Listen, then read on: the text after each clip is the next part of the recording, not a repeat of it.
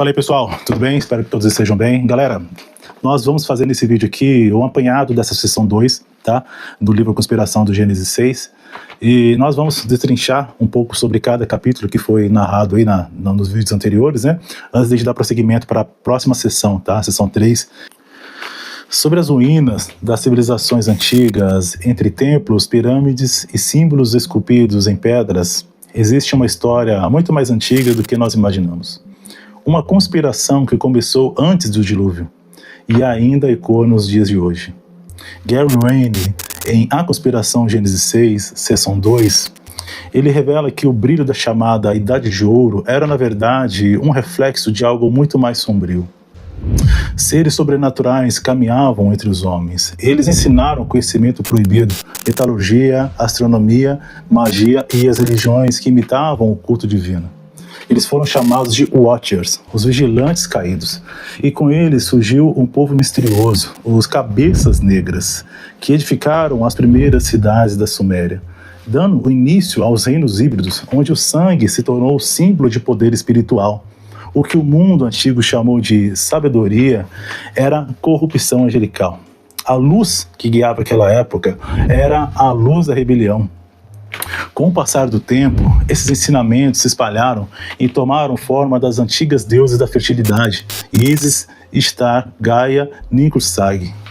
Todas elas diferentes na aparência, mas uma só essência, a mãe dos deuses. O símbolo da rebelião disfarçada de criação. Enquanto Deus gera a vida do nada, essas divindades apenas corrompem aquilo que já existe, transformando o dom da maternidade em um culto à carne e à sensualidade. E até hoje, os seus ecos se manifestam nas religiões modernas, filosofias espirituais e movimentos da nova era. De civilização em civilização, o mesmo mito se repete. Egito, Suméria, Índia, Grécia e as Américas, todas falam de um tempo onde deuses e homens conviviam, até que uma catástrofe destruiu tudo. Mas o que para Deus foi juízo, os homens chamam de saudade. Essa idade de ouro em que muitos veneram é, na verdade, a memória distorcida do mundo antes do dilúvio, quando o Criador julgou a terra por causa da corrupção espiritual dos vigilantes. Entre os ecos desse passado perdido, surge o mito de Atlântida. Wayne descreve esse império não como uma lenda, mas como um centro real, pré-diluviano, governado por seres híbridos e tecnologicamente avançados. 10 reis dominaram a Atlântida, 10 linhagens Nefilins que ecoam em impérios posteriores e até em profecias sobre o futuro governo do Anticristo. A Atlântida não afundou apenas nas águas, ela foi sepultada na memória da humanidade como semente de um sonho globalista que tenta renascer. No Egito, esse mesmo período recebeu outro nome, Zep-Tepi, o primeiro tempo. Era a era dos deuses, quando seres celestes desceram à terra e ensinaram os segredos aos homens. Wayne ele identifica esse evento como a rebelião dos Watchers, no Monte Hermon, relatado ali no livro de Enoque. Eles fundaram as dinastias que se diziam divinas, os faraós herdaram a sua linhagem e os desejos da imortalidade. O Egito apenas traduziu em pedra aquilo que o céu já havia testemunhado, a queda.